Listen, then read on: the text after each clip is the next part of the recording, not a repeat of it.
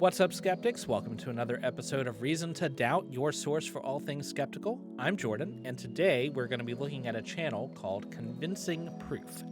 Now, this channel is about the same size as my channel, but unlike this one, which is run by a dude in a bow tie with a hobby, Convincing Proof is run by one Adam Lloyd Johnson, who is an apologist who has a PhD in theology that he got relatively recently. And on this channel, he has a lecture series called Apologetics for Teens.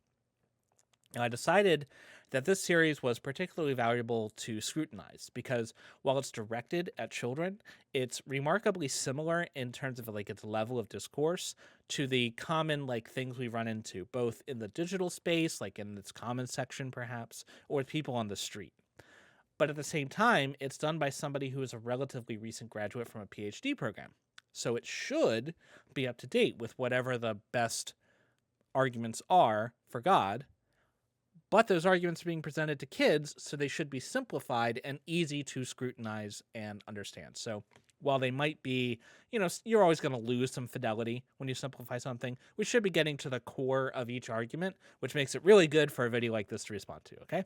So I might do this as a series if people like it, but I'm going to start with an old crowd favorite, the problem of evil. Now, normally, this is where I would summarize the argument in question, but in this case, Adam actually does an excellent job of summarizing it himself. So I'm actually going to let him summarize the argument. I'm going to play a clip from the video for about halfway through the video. The clip's about a minute and a half long, so bear with me, but I think he does a great job. Orlando, Florida. All right, we're all moving to Orlando. And we're super excited because we've heard that Superman actually lives in Orlando now. So everybody there tells us, hey, you made a good decision. Come down here to Orlando. There's no crime. There's no pain. There's no suffering. There's no evil. There's no bad guys because Superman is here and he takes care of us, right? He comes in and he swoops in and saves the day. So there's no problems here in Orlando whatsoever. Come on down. So we're super pumped. We moved down to Orlando. We lived there, and the first week we're there, our apartment gets broken into, and everything, all of our belongings are stolen. Our car gets jacked, and we get mugged on the street the very first week. And we're like, what in the world? What's going on here? We thought Orlando was going to be such a great place because Superman would swoop in and always save the day. Maybe we lived there for a few years and we just keep seeing bad things happen on the news to other people and bad things continue happening to us and we never see Superman at all. And eventually we might start to wonder, well, where is he then? See, that's a great analogy. We are in this place. We were told that there's this super powerful, benevolent person watching over us, but bad stuff keeps happening. What gives? So it's important at this point to point out that what's being made here is a probabilistic argument, a probabilistic version of the problem of evil that's contrasted with the logical problem of evil, which he actually spends the first half of this video going over, and I skipped all that. So in the logical problem of evil, it's argued that it is logically contradictory for there to be an all-powerful, loving deity and for there to be the suffering we observe in the world, right? Now, to defeat that problem, the logical version, all the theist has to do is appeal to some vague possibility that there's a sufficient reason for the suffering. The possibility can be utterly remote. It can be completely implausible. But if it has even the tiniest sliver of possibility, then it can't be contradictory, so the logical problem is defeated. Now, that's not the argument we're talking about. We are talking about the probabilistic problem. Okay, and for a probabilistic problem of evil, that doesn't work because what we're saying is, looking at the world we see, it seems unlikely that we would see the world we have if there was this all-powerful, benevolent deity. So probably that God doesn't exist. And because it is probabilistic, you can't just vaguely hand wave at mysterious ways or, we can't see it, but, there's got to be some obscure... No, none of that is good enough because all of that would not make it more probable. It would make it perhaps possible, but not probable. And so what the theist has to do to defeat this is to show that either we're wrong at the get-go, that there isn't this suffering, which we can all see, but I guess that's a path they could take, or that there's a reason, and here it is, that makes it probable that God exists. Now, Adam clearly understands the distinction. He spends 20 minutes talking about one and then talks about the other, so hopefully he won't confuse the two and then start, switching up his answers. Hopefully. I may use the term suffering interchangeably with evil. That's really what we're talking about here, is that people are suffering, animals or whatever, are suffering because bad things are happening. So this problem is extremely well recognized. It's a problem for anyone who believes in a perfect being, perfectly powerful, like all-powerful, perfectly benevolent, etc. And it is such a popular argument, it's such a recognized problem, that answers to this problem have a specific name called a theodicy. So for the remainder of this video that we're going to be responding to here, Adam is going to go over the common theodicies, the common answers to this argument, the problem of evil. And for the kind of a framing device, he's going to be engaged in a imaginary conversation. Well, the conversation's real. A conversation with an imaginary atheist, and we'll just take the role of that atheist. And so the most common response to the probability version of evil is some sort of greater good theodicy. That, look, hey, even though we might not know all of the greater good that God is bringing out of the evil and suffering that he allows, that's why we think God is allowing it, because he brings about a greater good from that evil, or prevents a worse situation of evil and suffering.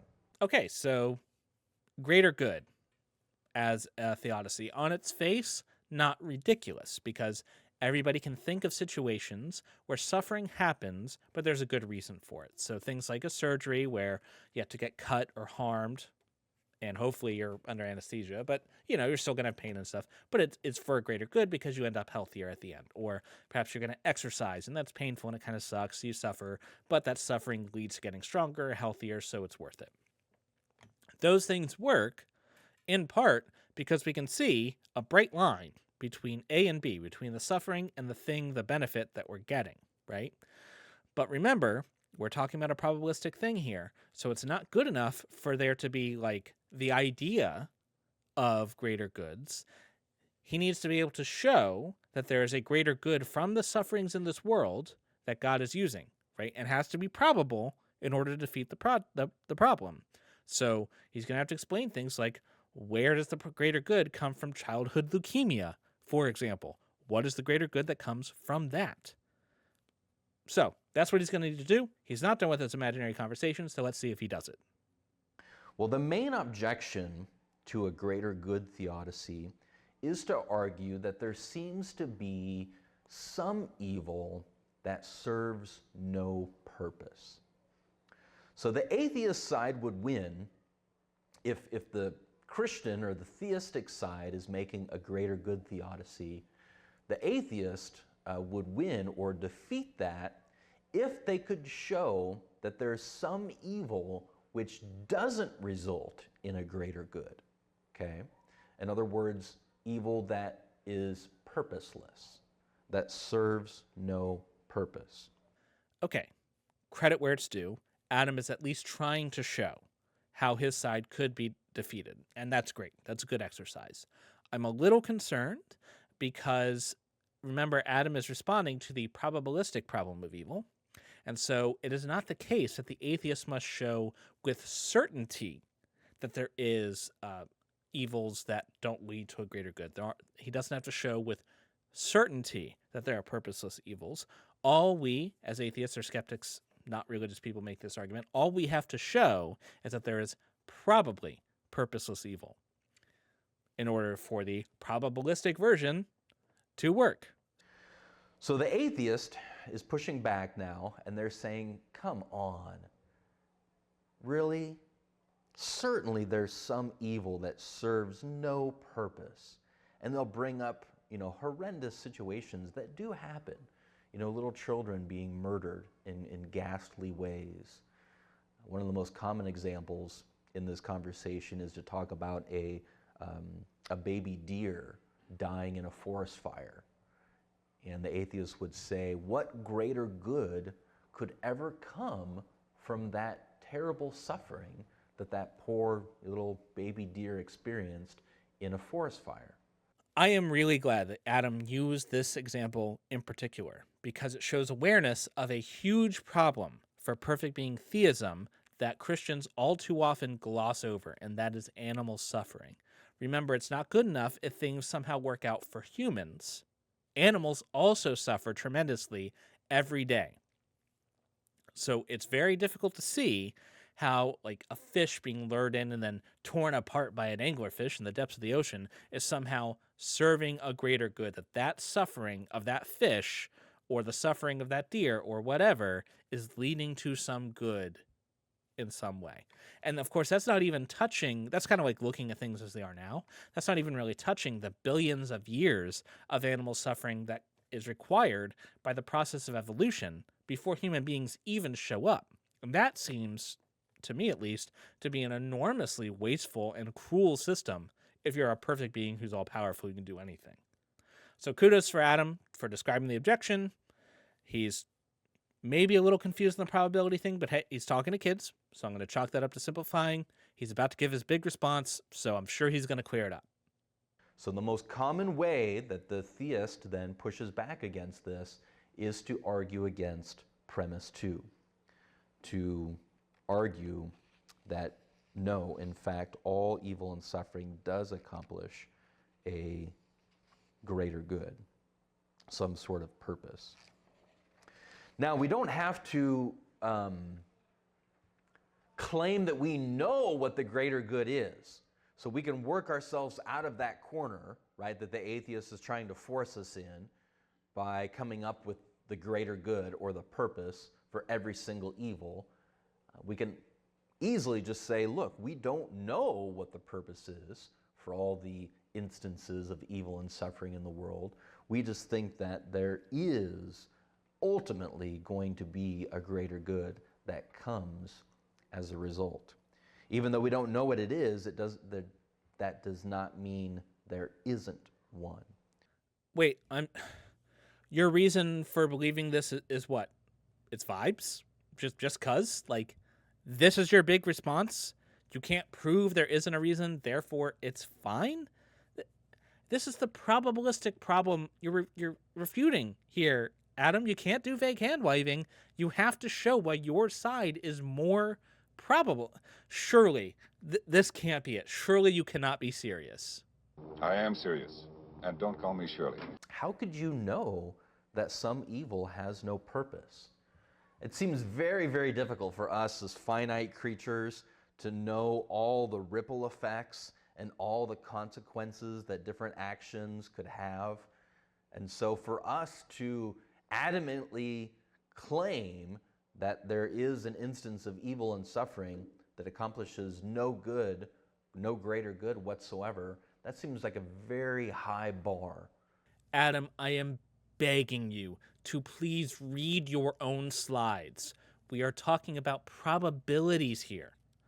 Nobody has to prove with 100% certainty that there isn't some nebulous, ill-defined, mysterious, imperceivable way that a volcano eruption that leads to hundreds of people dying in terror leads to a greater good. We are saying, hey, look at that. It sure doesn't look like there's a greater good. Like, the obvious thing is there is no greater good that can come from that. That there doesn't seem to be a path to a greater good. So if you are going to argue that there is, that even though it looks like there isn't, there actually is one, then you need to argue for it. We are not talking about the logical problem of evil, so appealing to possibilities isn't good enough. You have to make it probable, and just going on vibes or saying, well, you can't prove it's not, that doesn't make it probable, right? So if you're telling me that there is a greater good that's so obscure and so mysterious that it's impossible for me to detect, then what you've told me is that our universe is completely identical to one in which there is no greater good, right? If I can't observe it, if there's no way we could possibly find out what this greater good is, then it may as well not exist. Like, our observations would be identical in both cases. So far as I can tell, Adam's solution to this problem is to just not address the problem at all. And he just says like, trust me, bro, it's all gravy. It's good. It's all good, man. Like, sorry, Adam, but I'm not inclined to accept your assertion with absolutely no evidence whatsoever simply because you like it. And we could also point out the fact that this life is not the end of the story. So even for that baby deer, right, we don't know what the afterlife holds for animals, humans, obviously. And so usually the atheist is thinking of this life alone. But if Christianity is true, then there's a whole afterlife to consider in which greater good benefits might come as a result of evil and suffering that we're unaware of in this life only. All right, well, first off, this is the only life that we know for a fact that we get. So it makes sense to focus on the one we know for sure is actually real. But we can even grant that, like, all dogs go to heaven and the baby deer gets to prance in celestial meadows after it's done burning to death. How does that justify there being a horrific burning to death before that? So it's not good enough that there's good things afterwards, right? There has to be a connection between the suffering and the greater good. So you have to tell me that their burning to death was necessary for them to get to heaven in order for that to work, right? In order for the suffering, the burning to death, to be justified by the greater good that it is accruing, them getting to heaven, is what? St. Peter at the pearly gates making sure everyone got sufficiently tortured before they're let in? Like, what kind of mad situation is this? That's just insane. And this kind of answer is given all the time, but it's complete nonsense. Remember that the objection that Adam is supposed to be answering. There's an objection that there's purposeless evil. Evil that does not achieve anything, suffering that doesn't give to a greater good. And he is saying evil isn't purposeless because it does serve a purpose. For that to work, it is not good enough that something good will happen later that is disconnected or no way related to the suffering. The good has to happen as a result of the suffering. Because if that's not the case, then the suffering was purposeless, even if something good happened later that was disconnected. So it's like Adam has just forgotten the argument halfway through his response, and he's just hoping that nobody will notice. Anyway, so clearly, Adam has not fixed the greater good theodicy. It hasn't worked before, and it's not working now. And there's just several reasons why I'm not a fan of the greater good theodicy. So it's not the strategy that I would take, even though that's the most common strategy. Well, I'm glad to hear that that's not the strategy you'd take, because it sucks. Okay, so I'm not sure why you'd waste all these kids' time with the crappy answer. I guess because it's a common one, so you want to be prepared for it. I don't know, whatever. Just give them the good answer, but it's okay. You got to say something for the grand finale, right? So the grand finale of this video is that Adam has been developing his own theodicy. He calls it the divine love theodicy, and he says it's kind of playing off the free will defense made from Plantinga, which I think is a bad start because the free will defense sucks. That defense, which he talked about in the first half of the video, basically says like, hey, free will, it's like so cool, you guys, but like to have it, people have to choose bad things sometimes. So the reason that this defense sucks as a defense is because you can grant every single thing it says, and you shouldn't, but you could, and it wouldn't get you anywhere close to solving the problem of evil because it ignores the vast and overwhelming majority of suffering, which is natural suffering. Your droughts, your earthquakes, your volcanoes. Unless you want to argue that a volcano erupted because little Jimmy stole an apple pie or something, like those aren't connected to free will in any way. None of those things are necessary for free will in any way. But theists tend to just cheerfully skip on by that and then just saying, oh, free will is so nifty that we can just ignore mudslides, I guess. But hey, that's the free will defense, not the divine love defense that he's making up. So maybe fix that. Like, the starting place sucked. Okay, but he is fixing something, or else he wouldn't be making his own version. So Adam emphasizes a couple times that his theodicy isn't complete, but it's apparently far enough along for him to publish a book on it. So I guess maybe it's not done, but it's got to be pretty solid if you're willing to put a whole book out, right? So, okay, without further ado, let's just get into it. The coup de grace, the secret weapon, divine love. Gonna solve it. So I argue in my book, Divine Love Theory, that the loving relationships between the members of the Trinity is the ultimate source and foundation of morality. It seems as though loving relationships are the ultimate good. Why would I say that? It seems as though God himself exists as three persons within that have loving relationships with each other, right? Father, Son, and Holy Spirit. So when I say that loving relationships are the ultimate good, I'm basically just saying that God is the ultimate good. And the moral goodness of God consists really of those loving relationships between Father, Son, and Holy Spirit. So is it just me, or does Adam think that we should ditch all this heteronormative monogamous relationship stuff and be all in on gay thruples? Because, like, that's remarkably progressive and somehow also simultaneously very restrictive. But, I mean, maybe it's just, like, that's the best way to get a three-way relationship between people. Like, the best way is to have three people who all identify as the same gender. Though, like, I guess the Holy Spirit is non-binary. So the ideal is 2 men and 1 non-binary person. I mean, it's an idea, I guess. Or maybe instead Adam is saying, like, more is better.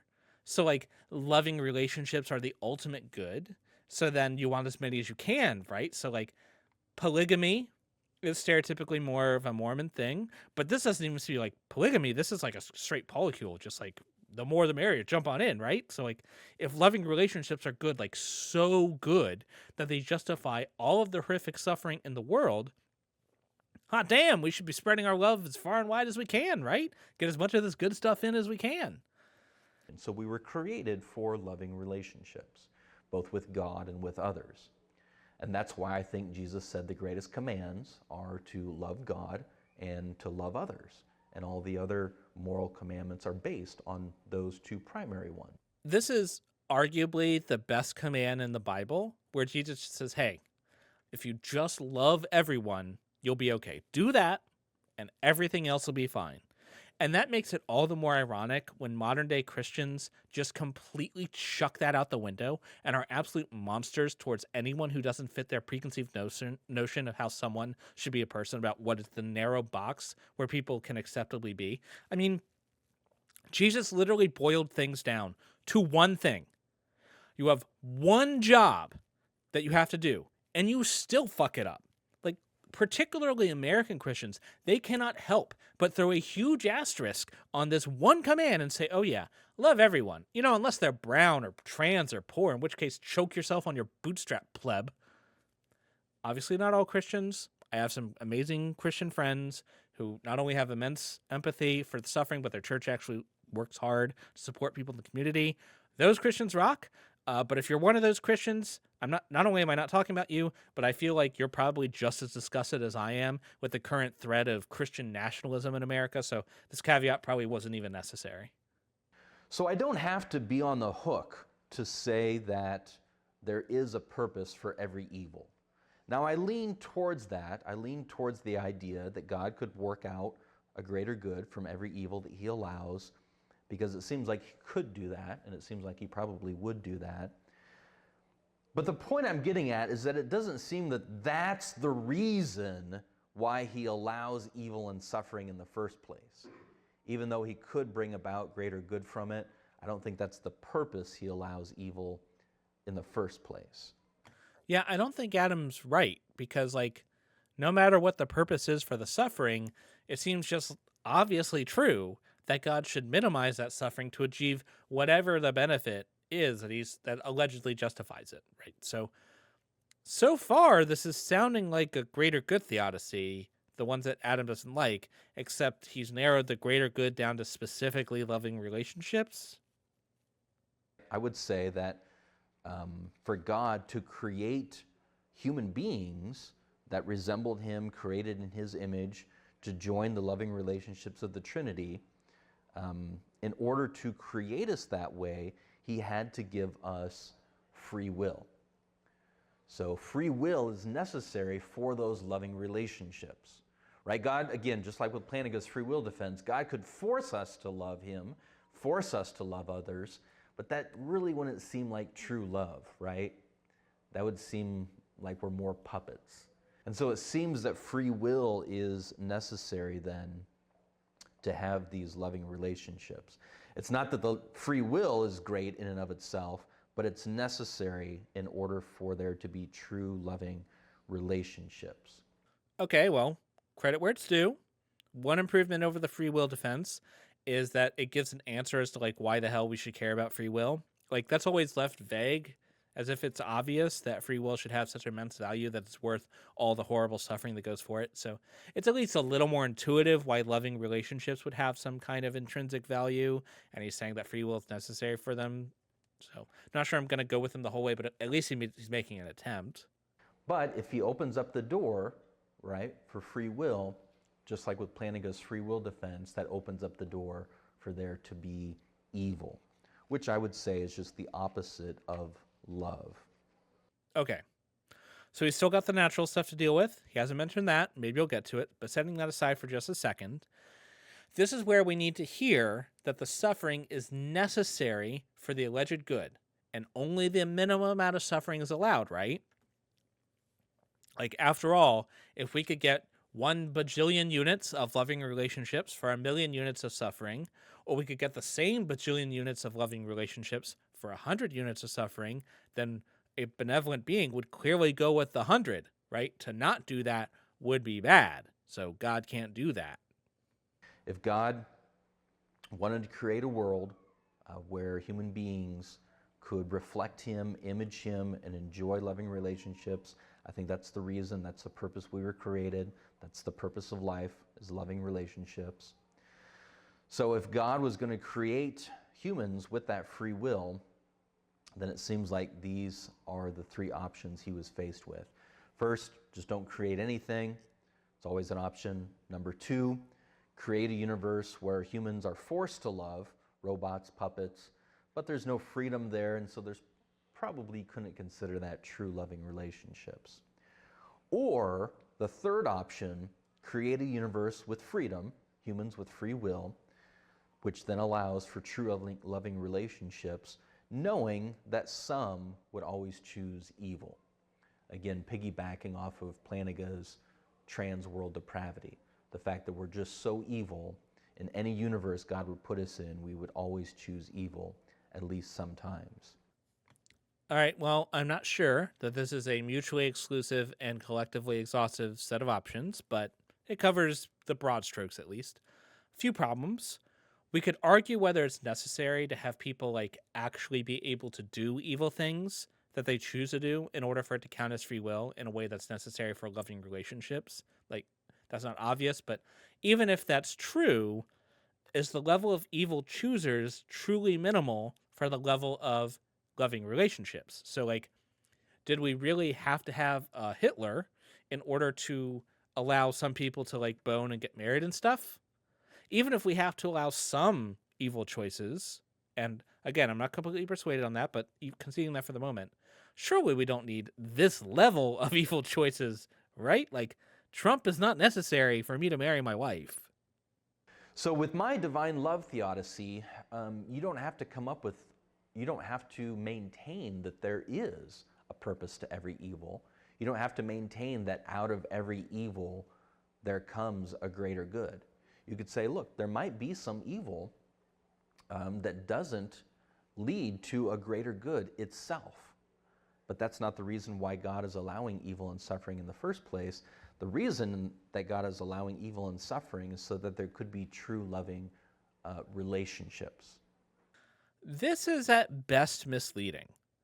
The only evils that this could possibly excuse would be those that are like necessary in a global sense for the loving relationships to exist, but don't themselves lead to a loving relationship. So like, you might be able to get away with there being an evil that itself doesn't lead to a greater good, but is a necessary consequence of another condition that is required for the greater good. So it's kind of like globally necessary. There's lots of little points that we could dispute here. Like, for example, the idea that in order to have these loving relationships and free will, evil must be allowed to exist, since in heaven there will presumably be no evil, but there must still be loving relationships because that's the ultimate good, right? That's the thing that's so good that it's worth all this suffering. And if heaven is going to be good in any way, it's got to have these loving relationships, which means, according to this argument, that there has to be free will there, but there's no evil there. That seems to be a contradiction, but hey, that doesn't even matter because we can concede everything. We can concede every single thing he said. We can grant all of it, and he still hasn't solved the problem. How is that baby deer dying in a forest fire necessary in any way whatsoever for people to have loving relationships? This theodicy doesn't get God off the hook for gratuitous suffering. Even if somehow people having nice relationships is just so amazing that it buys you some level of evil in a weird, like, twisted way, it can't buy you any more than the minimum level of suffering if God is going to be all-powerful and benevolent. Going back to the surgery example, surgery is harm that leads to an overall benefit. But if a surgeon does their surgery without anesthesia for no reason at all, and the end result is the same, and the only difference is the patient suffered as a bonus, that's evil. That is bad. It might be, just as we've discussed before, that within option 3, there's a lot of different ways that the universe could play out in option 3. So it might be the case that God minimized the pain and suffering, right? So of all the infinite, maybe not infinite, but of all the ways that circumstances could play out within option 3, he would choose the timeline that had the least amount of evil and suffering in it. Or, and this is the next point that I want to work on in my Divine Love Theodicy, it might not be that his only goal was to minimize evil and suffering. He might have had an alternative or an additional goal to maximize loving relationships. So even within option 3, he might have chosen, of all the possibilities within option 3, he might have chosen the one that maximizes the quality and quantity of loving relationships for a certain amount of evil and suffering. And so, after all of that, we're just right back at the greater good theodicy with extra steps. In order for this to be true, you'd have to believe that for the level of loving relationships, the good that we currently have, that for that level, we have a minimum amount of suffering needed to permit that level. Because he said God maximized the loving relationships for a certain amount of suffering. So the amount of suffering we have is the absolute minimum needed to give us the amount of loving relationships we have. That means not one fewer deer could die in a fire. Not one fewer child could die of leukemia. Not one fewer volcano eruption could wipe out not one fewer village.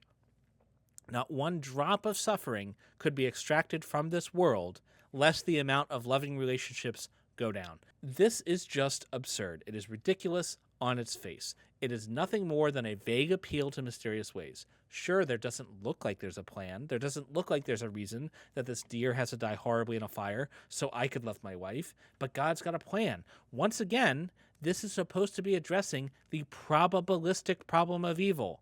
Probabilistic. At the end of the day, it doesn't matter what you think the goal of God was.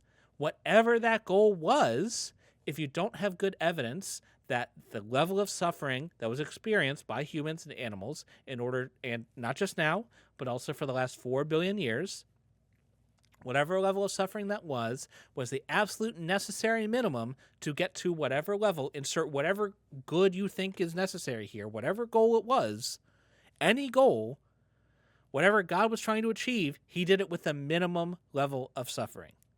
That's the argument they have to make. And all they have is mysterious ways. All they have is this vague idea that there's a point here and a point that God's trying to get to there, and don't worry how it got there. Nobody should believe this. It is less probable that there's some extremely obscure, mysterious, and impossible to detect plan behind all this suffering than that the suffering is simply what it appears to be. It's unnecessary. It looks unnecessary, and it seems unnecessary because it is unnecessary. It is gratuitous and therefore evil. Now, a Christian doesn't have to stop believing in God to avoid this problem, because the problem arises not from there being a deity in and of itself, but because of its attributes. So You could go a few different ways. You could drop an attribute. You could say he's not all powerful, so he tries his best, but he just can't get it done. Or you could say that he's not all knowing, like he just isn't aware. Sometimes he messes up. Or maybe he's just kind of a dick. He's actually not that benevolent. And he actually likes it sometimes when a kid dies of leukemia, Or maybe he's not like the only one. Maybe he's not all powerful and there's more than one God and they're fighting over each other. And like, that's why there's lots of ways you could potentially solve it. But what Adam is doing is choosing none of those ways and just declaring it's not a problem. At the end of all this, we're right back to where we started. We're looking around at all these people getting hurt, and Superman has never shown his face. And because of that, Superman, as it's currently defined, probably doesn't exist. Okay, so that's our show. Thanks for making it all the way to the end. Let me know what you think in the comments below, if you think that I got something wrong, or if you thought this was worthwhile. And Adam has a whole bunch of other things. This is like a whole lecture series where he's like talking to kids in a church, which I'm sure they were super stoked to be at. But hey, I thought it was entertaining anyway. So if you want me to do more of those, let me know in the comments below. Subscribe so you won't miss those. Hit the like if you thought it was good, all the YouTube things. But remember, until next time, you've always got reason to doubt.